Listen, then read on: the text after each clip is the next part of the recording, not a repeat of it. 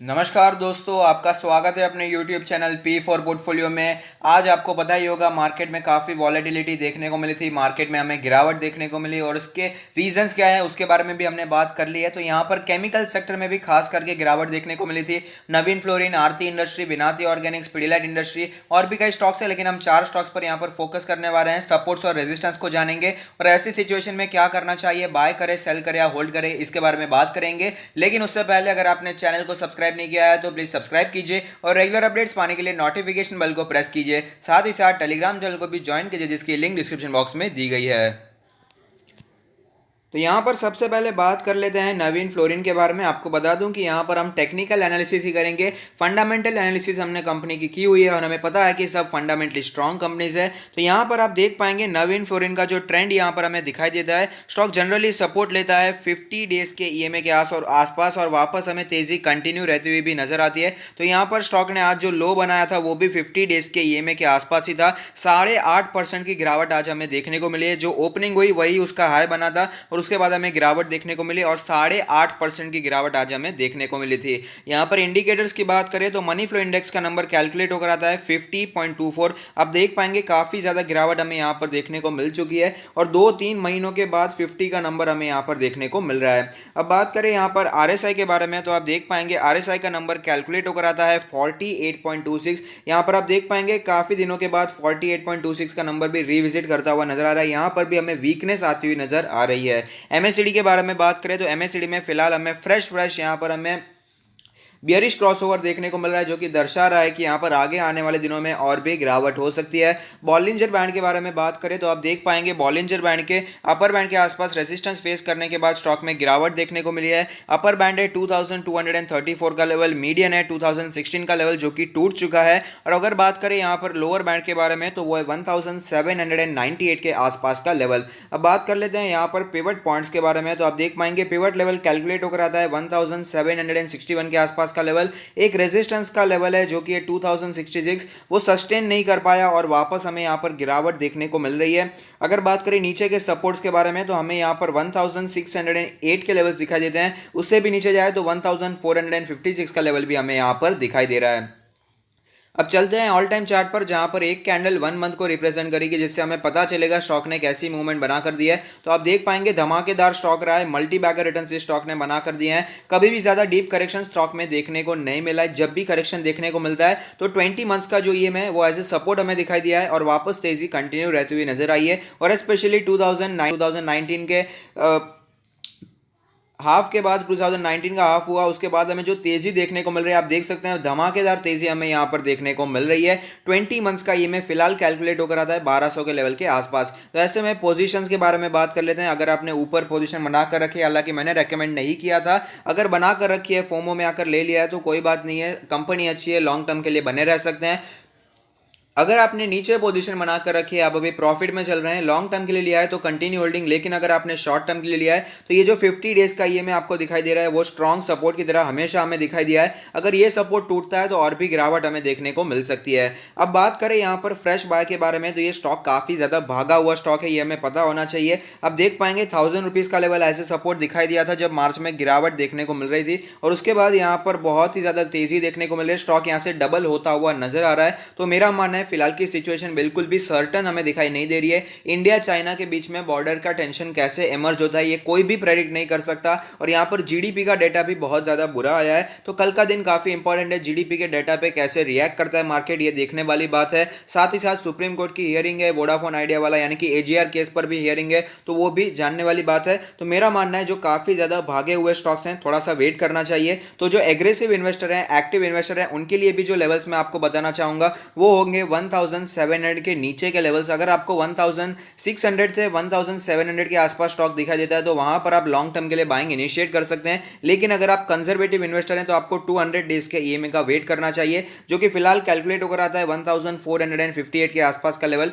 यानी कि अगर आपको 1400 से 1500 के आसपास स्टॉक दिखाई देता है तो वहां पर आप लॉन्ग टर्म के लिए बाइंग इनिशिएट करने के बारे में सोच सकते हैं।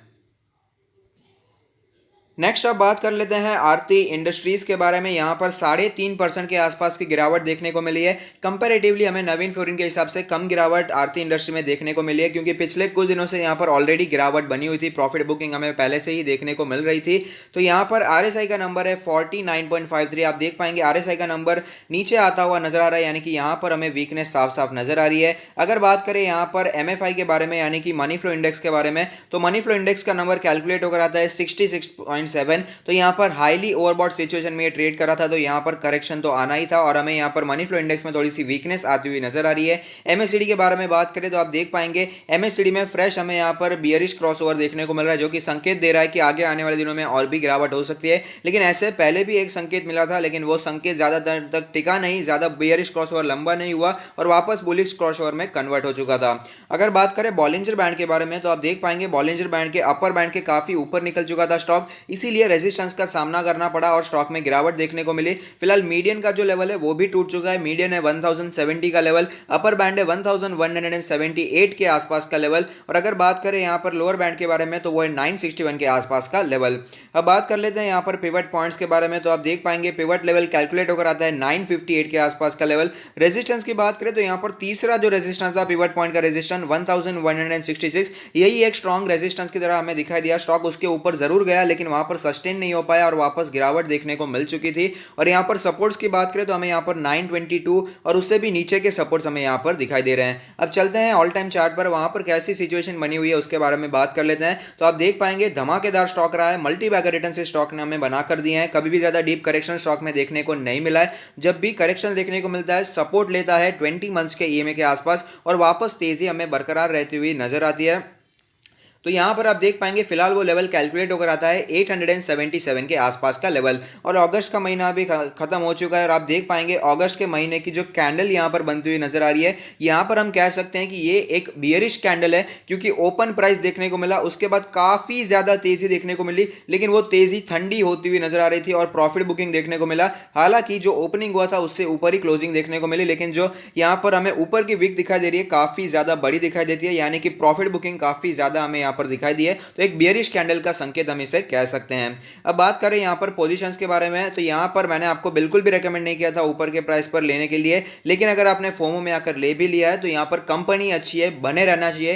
कंपनी के फंडामेंटल्स वीक नहीं है, यहां पर आप बने रहेंगे तो लॉन्ग टर्म के लिए आपको अच्छा मुनाफा हो सकता है। अगर आपने नीचे पोजीशन बनाकर रखी है, आप अभी प्रॉफिट में चल रहे हैं, अगर आपने लॉन्ग टर्म के लिए लिया है तो प्लीज कंटिन्यू होल्डिंग। लेकिन अगर आपने शॉर्ट टर्म के लिए लिया है तो यहां पर ये रेजिस्टेंस ऑलरेडी टूट चुका है। 20 डेज का EMA एज अ सपोर्ट हमें दिखाई दिया था और उसके बाद तेजी देखने को मिली थी। अगर कल के दिन भी गिरावट कंटिन्यू रहती है और ये 20 डेज का EMA टूट जाता है तो यहां पर आप प्रॉफिट बुकिंग के बारे में सोच सकते हैं।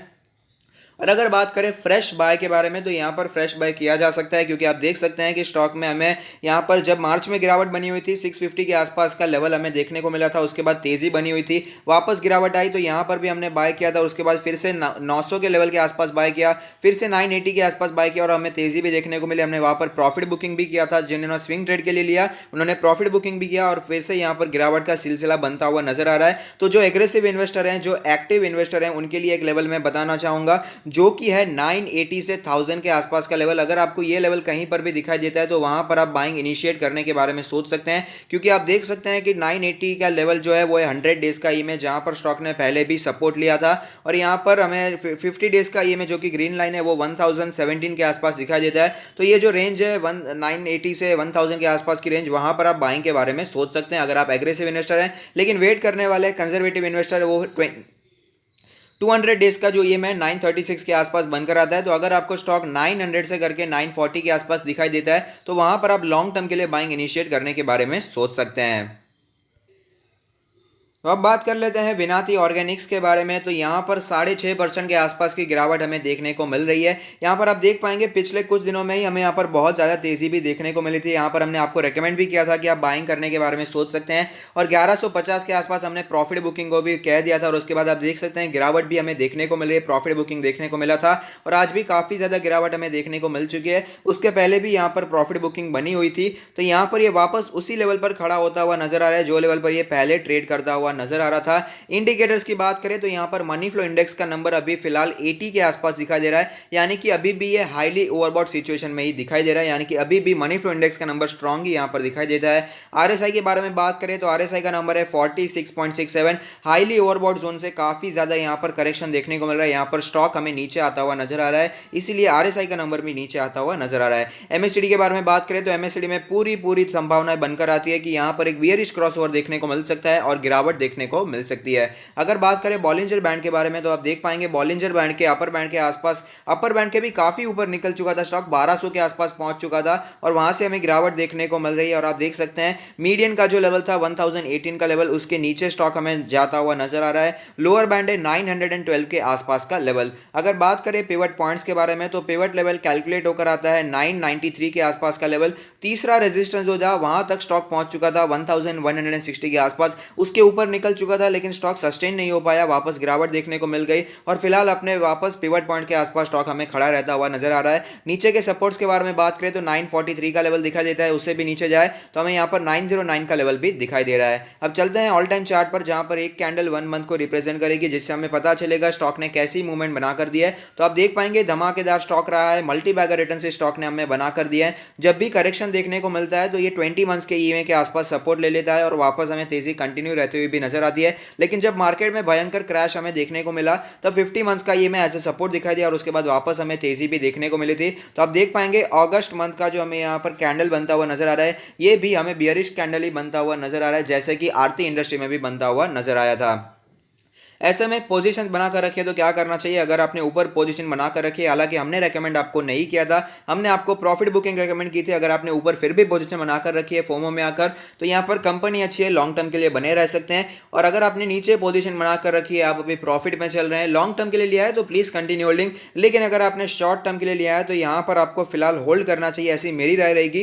क्यों? क्योंकि इंपॉर्टेंट सपोर्ट पे यहाँ पर चलता हुआ नजर आ रहा है। 200 डेज का जो ईएमए है, यहाँ पर आप सारे ईएमएस बहुत ही ज्यादा नजदीक आते हुए नजर आ रहे हैं। 200 डेज का ईएमए जो रेड लाइन हमें यहाँ पर नजर आ रही है, उसी के आसपास स्टॉक काफी दिनों तक कंसोलिडेट कर रहा था। अगर ये लेवल टूटता है तो और भी गिरावट देखने को मिल सकती है, तो इस लेवल को आप ध्यान में रख सकते हैं, जो कि है 974 के आसपास का लेवल। अब बात करें यहाँ पर फ्रेश बाइंग के बारे में तो जो एग्रेसिव इन्वेस्टर है, एक्टिव इन्वेस्टर है, करंट मार्केट प्राइस पे ही बाइंग के बारे में सोच सकते हैं, यहाँ पर थोड़ा थोड़ा बाइंग शुरू कर सकते हैं। यहाँ पर आप देख पाएंगे जो लेवल था ये 974 के आसपास का लेवल, ये लेवल काफी ज्यादा स्ट्रॉन्ग सपोर्ट की तरह हमें दिखाई दिया था, काफी दिनों तक कंसोलिडेशन दिखाई दिया और उसके बाद ही हमें तेजी भी देखने को मिली थी। तो अगर आपको स्टॉक यहां पर करंट मार्केट प्राइस पे भी स्टॉक यहां पर बाइंग के बारे में सोच सकते हैं। 980 से 1000 का लेवल काफी अच्छा लेवल है, यहां पर बाइंग की जा सकती है। हालांकि मैंने आज टेलीग्राम चैनल पे आपको रेकमेंड भी किया था, वहां पर भी आपने बाइंग की होगी। और अगर बात करें कंजर्वेटिव इन्वेस्टर के बारे में, जो कि वेट करना चाहते हैं, थोड़े से पेशेंट इन्वेस्टर होते हैं, उनके लिए 900 से 930 के आसपास का जो लेवल है काफी अच्छा लेवल है, वहां पर फ्रेश बाइंग के बारे में सोचा जा सकता है। लास्ट स्टॉक है पिडिलाइट इंडस्ट्री। यहां पर हम बात करते हैं पिडिलाइट इंडस्ट्री की, तो यहां पर भी 3% की गिरावट हमें स्टॉक में देखने को मिली है। तो यहां पर इंडिकेटर्स की बात करें तो आरएसआई का नंबर है 47.14। ऑफकोर्स यहां पर भी हमें गिरावट तो देखने को मिलेगी। अगर बात करें इसके मनी फ्लो इंडेक्स के नंबर के बारे में तो मनी फ्लो इंडेक्स का नंबर भी धीरे धीरे नीचे आता हुआ नजर आ रहा है। हालांकि 76.83 फिलहाल काफी ज्यादा स्ट्रॉन्ग दिखाई देता है, स्ट्रॉन्ग नहीं, इसे तो हम ओवरबॉट ही कहेंगे। ओवरबॉट सिचुएशन हमें यहाँ पर एमएफआई में दिखाई देती है। एमएससीडी के बारे में बात करें तो आप देख पाएंगे एमएससीडी में हमें जो सिचुएशन बनती हुई नजर आ रही है, पूरी संभावना है कि यहां पर हमें बियरिश क्रॉसओवर बनता हुआ नजर आ सकता है। अगर बात करें यहां पर इसके बॉलिंजर बैंड के बारे में तो बॉलिंजर बैंड के अपर बैंड के आसपास रेजिस्टेंस फेस करने के बाद स्टॉक में गिरावट देखने को मिली है। मीडियन के आसपास स्टॉक ट्रेड करता हुआ नजर आ रहा है। अपर बैंड का लेवल है 1505 का लेवल। अगर बात करें लोअर बैंड के बारे में तो वह 1308 के आसपास का लेवल। अब बात कर लेते हैं यहां पर पिवट पॉइंट्स के बारे में, तो पिवट लेवल कैलकुलेट होकर आता है 1383 के आसपास का लेवल। जो रेजिस्टेंस फेस करना पड़ा वो 1500 के आसपास का रेजिस्टेंस था, उसके बाद हमें गिरावट देखने को मिली। सपोर्ट्स की बात करें तो यहां पर 1313 के आसपास का सपोर्ट बनकर आता है, उससे भी नीचे जाए तो 1270 का लेवल भी ऐसा सपोर्ट हमें दिखाई दे सकता है। अब बात कर लेते हैं ऑल टाइम चार्ट के बारे में, जहां पर एक कैंडल 1 मंथ को रिप्रेजेंट करेगी। तो आप देख पाएंगे धमाकेदार स्टॉक रहा है, मल्टी बैगर रिटर्न इसने बनाकर दी है। मोनोपोली वाला स्टॉक है, फेविकॉल को तो आप जानते ही होंगे, मोनोपोली है, यहां पर अदर्स में काम करने वाली कंपनी है। कभी भी ज्यादा डीप करेक्शन देखने को नहीं मिला है। 20 मंथ्स के ईएमए के आसपास स्टॉक सपोर्ट ले लेता है और वापस हमें तेजी कंटिन्यू रहती हुई भी नजर आती है। और फिलहाल स्टॉक अपने 20 मंथ्स के ईएमए के आसपास आया भी था और हमने आपको रेकमेंड भी किया था कि वहां पर आप बाइंग कर सकते हैं। 20 मंथ्स का ईएमए फिलहाल कैलकुलेट होकर आता है 1329 के आसपास का लेवल।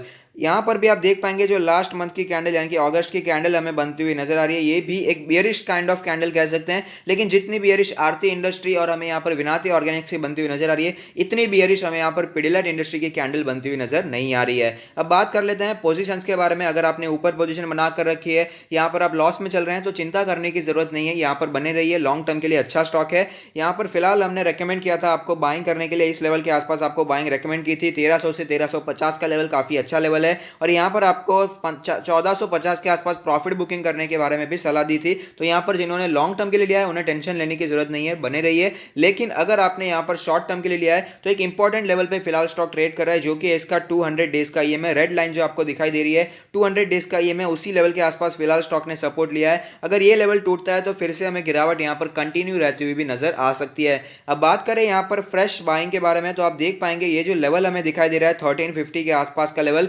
काफी अच्छा लेवल दिखाई दिया है। जब भी स्टॉक इसके नीचे जाता है तुरंत यहाँ पर हमें यहाँ पर रिट्रेस करता हुआ नजर आता है, वापस हमें स्टॉक ऊपर आता हुआ नजर आता है। तो अगर आपको स्टॉक कहीं पर भी 1350 से 1380 के आसपास नजर आता है तो वहां पर active investor, aggressive investor buying के बारे में सोच सकते हैं। लेकिन अगर आप पेशेंट इन्वेस्टर हैं, कंजर्वेटिव इन्वेस्टर हैं, वेट करना चाहते हैं, तो आप देख पाएंगे स्टॉक ने फिलहाल सपोर्ट लिया था 1300 के आसपास के लेवल पर। तो अगर आपको स्टॉक कहीं पर भी 1280 से 1310 के आसपास दिखाई देता है तो वहां पर पेशेंट इन्वेस्टर भी इन्वेस्टिंग करने के बारे में सोच सकते हैं।